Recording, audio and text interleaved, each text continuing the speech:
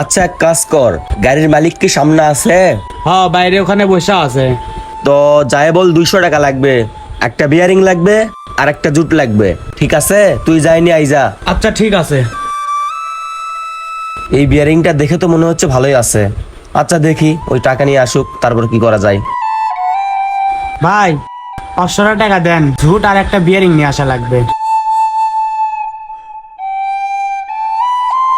এই যে নাও। আচ্ছা ঠিক আছে, টাকা নিয়ে আইছি, এইবার বল। বিয়ারিং তো মনে হচ্ছে এটা ভালো আছে রে। ভালো যখন আছে তাহলে এটাই লাগাই দে। বলবো নি যে নতুন নিয়ে এসে লাগাই দিছি। এত নয়সই করতে হয় না, আর কয়েকটা টাকার জন্য মানুষকে ঠকিয়ে লাভ আছে? আচ্ছা তুই তাহলে এক কাজ কর, এই ছোট বিয়ারিংটা যখন ভালোই আছে, এই যে এই বড় বিয়ারিংটা কিন্তু নষ্ট, এই বিয়ারিংটা দোকানে নিয়ে যাবি, নিয়ে যায় দেখিয়ে এরকম সেম একটা বিয়ারিং নিয়ে আসবি। আচ্ছা তুই কত টাকা দিছে রে? কেন 200 টাকা? আচ্ছা ঠিক আছে, যা। তার কিসের মধ্যে পেঁচাইছে এখানে, আর দেখতেও পাচ্তেছি না কি হয়েছে এখানে। শালা চায়না মাল তো 50 টাকা দাম নিল। রে গেছে রে সিরে, এখনো পাই। হেট, কপালটাই খারাপ, কি একটা ক্ষতি হলো সকাল সকাল। কি নিয়ে আইসিস দেখি? এর চাইতে ভালোটা ছিল না? না, ভালোটা শেষ হয়ে গেছে। এর চাইতে ভালো ছিল না নাকি কম টাকা দিয়ে নিয়ে আইসিস? কম টাকা দিলি আসমুখে, থাকলে ভালোটা নিয়ে আসতাম না। যে মাল নিয়ে আইসস এই মাল জীবনেও চলতো না। আর একটা ঝামেলাই তো পইরা গেছি রে। কি ঝামেলা হয়েছে? আর কোষ না, ঝামেলা হইছে মানে গাড়ির মাইলেজ মিটারের তার ছিঁড়ে গেছে। আচ্ছা আমাদের গ্যারেজের কি প্রিমিয়ার গাড়ির মিটারের কেবল আছে? সেরকম কেবল নাই তো। আচ্ছা গাড়ির মালিক কই রে? মালিক তো ওই পাশে বসে আছে। কি একটা ঝামেলাই পইরা গেলাম, কি করা যায় বলতো? আচ্ছা তুই চিন্তা করিস না, আমি মালিকের কাছে গিয়ে বুঝবাস দিয়ে একটা নতুন কিনে নিয়ে আসবো নি। আচ্ছা তুই যাই কি বলবি? যা বলবো, মাইলেজ মিটারের কেবল নষ্ট হয়ে গেছে, টাকা দেন কিনে নিয়ে আসি। আরে পাগলা, এইটা তো নষ্ট হয় নাই, আমি খোলার সময় টান দিছি ছিঁড়ে গেছে। আর কই থেকে ছিঁড়ে আসছে তোকে দেখাচ্ছি, দেখ। এই যে দেখ, প্রথমে টান দিছি এটা ছিঁড়ে আসছে, তারপর টান দিছি এই মাটা গোটায় ভেঙে চলে আসছে। তোর কাছ থেকে ছিঁড়ে গেছে সেটা তুই আর আমি ছাড়া তো কেউ জানে না। মালিকের কাছে গিয়ে একটা মিথ্যা চল দিয়ে একটা নতুন কিনে নিয়ে আসলেই তো হতো। আচ্ছা তা তো বুঝলাম, তুই গিয়ে সত্যি কথাটাই বল, যাই বলবি রিফাজ ভাই এখানে কাজ করার সময় টান দিছে আর কেবলটা ছিঁড়ে গেছে, আর নতুন একটা কিনতে হবে। কি বলে তা শোনাই যা। মালিকের যে যদি সত্যি কথা বলি তাহলে তোর থেকে 2200 টাকা জরিমানা নিতে পারে। এখানে তো আমাদের সত্য কথা বলার কোনো দরকার নাই। আরে জরিমানা করলে তো আমার করবে, তোর সমস্যা কই? আমি তোকে যেটা বলছি সেটা যাই আগে কর, তুই যাই শোন যা।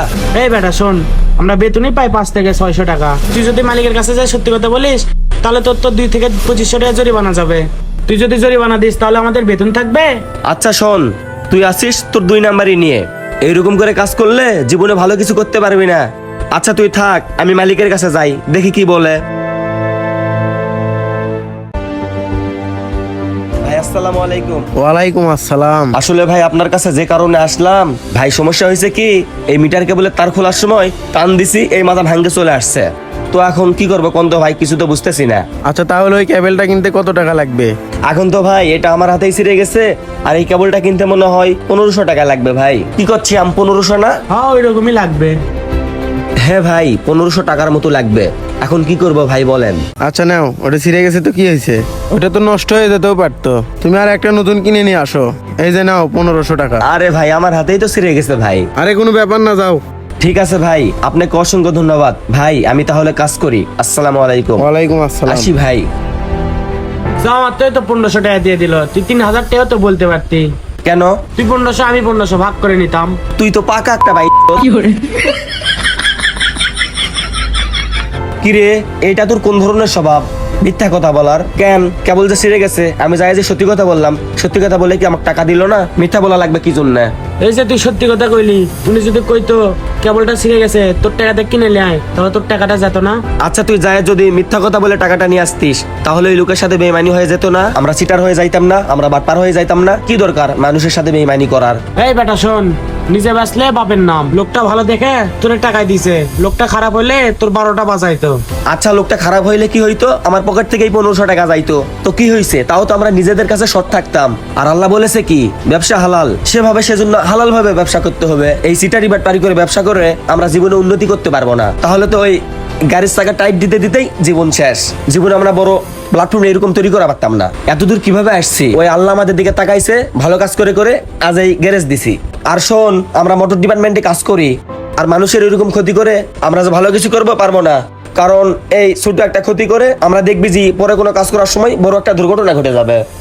এই দেখবি যে হেসকু লাগে হাত কাটে যাবে, নাটবল্লু টাইট দিবা লাগে লোক ফুটা হয়ে যাবে, তখন কি হবে? আমাদেরই ক্ষতি হবে। সেজন্য কি দরকার পড়ছে মানুষের ক্ষতি করার? আমরা সৎ পথে থাকবো, তাহলে আল্লাহ আমাদের দিকে তাকিয়ে দেখবে, আর আমরা জীবনে ভালো কিছু করতে পারবো। সেজন্য ভাই আমি কই, শোন, কখনো মানুষের সঙ্গে চিটারি বাটপারি করে কোনো ব্যবসা করার কোনো দরকার নাই। সৎ পথে ব্যবসা করব, জীবনে ভালো কিছু করব। হ ভাই, তুই ঠিক বলছিস।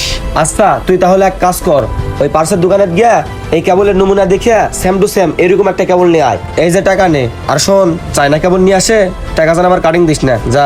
আরে না, আজকে তুই যে কথা কইলি, এই 500 টাকা মাইরে আমি লাখ টাকার বিপদে পড়তে পারবো না। এই তো লাইনে আইসিস। ভিডিওটা দেখে কি বুঝলেন? বাস্তবের সঙ্গে অনেকটাই মিল আছে। আর কর্মক্ষেত্র যেটাই হোক না কেন, সর্বদা সৎ থাকতে হবে। জীবন যতটাই কঠিন হোক না কেন, সর্বদা সততা দিয়ে জীবনকে গড়িয়ে তুলতে হবে। কারণ লোভ লালসাই মানুষের চরিত্রকে খারাপ করে ফেলে, আর বিপদ তাদের উপরেই আসে যাদের চরিত্র এবং কর্মকাণ্ড খারাপ থাকে। আর একটা কথা মনে রাখবেন, উন্নতি জীবনে সৎ মানুষদেরই হয়, আর ভুল পথে চলা মানুষদের কখনো উন্নতি সহজে হয় না। আর হ্যাঁ, ভিডিওটি আপনাদের কাছে একটু পরিমাণ ভালো লেগে থাকলে অবশ্যই একটা লাইক, কমেন্ট, শেয়ার আর আমাদের পেজটি ফলো দিয়ে আমাদের পাশেই থাকবেন। ধন্যবাদ সবাইকে।